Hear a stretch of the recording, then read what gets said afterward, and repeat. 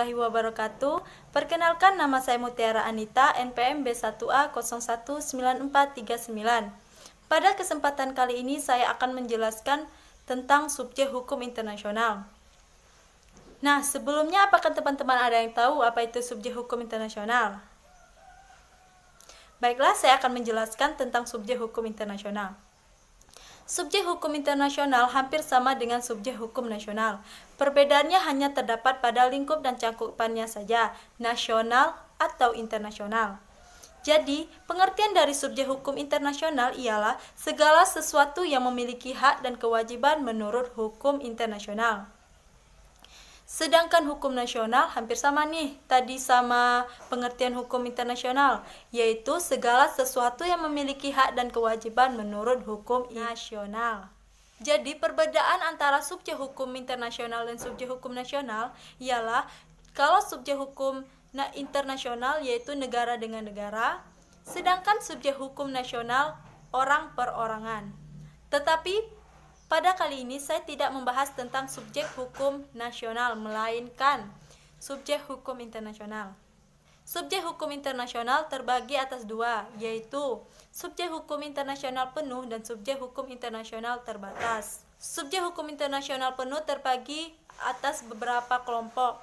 Yang pertama, negara, organisasi internasional, dan Vatikan atau Tahta Suci. Sedangkan hukum internasional terbatas terdiri dari beberapa kelompok, yaitu ICRC, bangsa yang memperjuangkan kemerdekaan, belligerent, individu, dan perusahaan multinasional.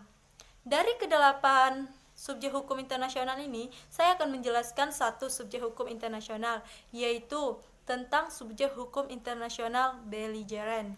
Tapi sebelum itu, saya akan menjelaskan apa itu subjek hukum internasional penuh dan subjek hukum internasional terbatas.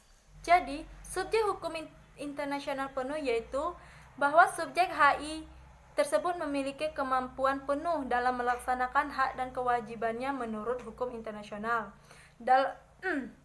Dalam artian, mampu melakukan semua perbuatan hukum yang diakui dalam HI dan mampu mempertanggungjawabkannya secara utuh dan mandiri.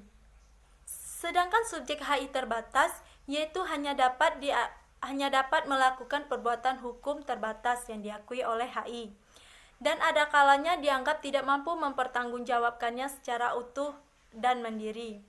Misalnya, individu di dalam situasi tertentu hak dan kewajibannya dilakukan melalui negaranya. Nah, itulah tadi penjelasan dari subjek HI penuh dan subjek HI terbatas. Kembali ke topik sebelumnya yang akan saya jelaskan, yaitu subjek HI belligerent.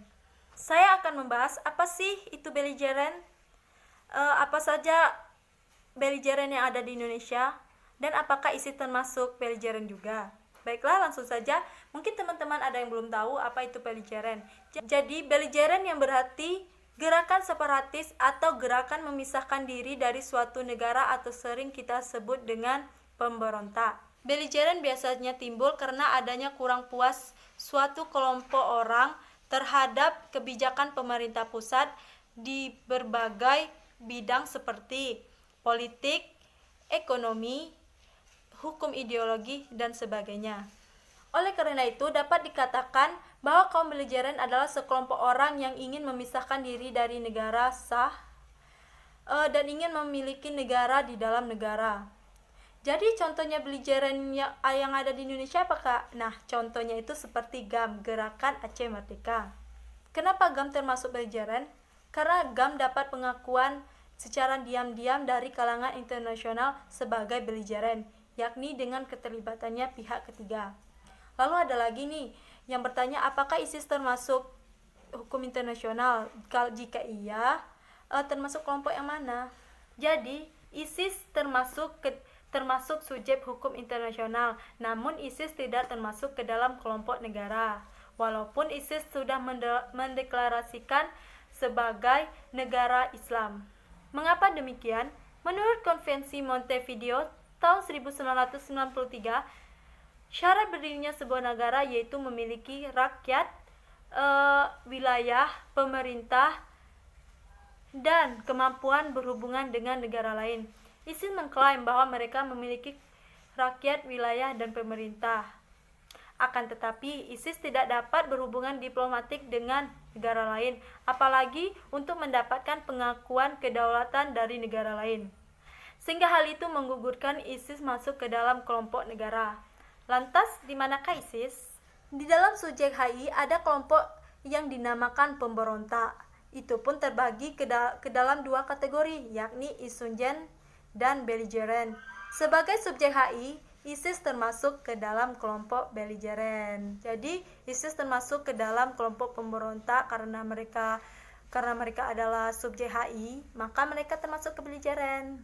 Nah, saya rasa cukup sampai di situ saja ya penjelasannya pada kali ini. Bagaimana, saya rasa teman-teman sudah paham. Jika ada kekurangan atau materi yang saya sampaikan ada yang salah, saya mohon maaf. Kepada Allah saya mohon ampun, dan saya tunggu komentar dari teman-teman. Baiklah, hanya itu saja.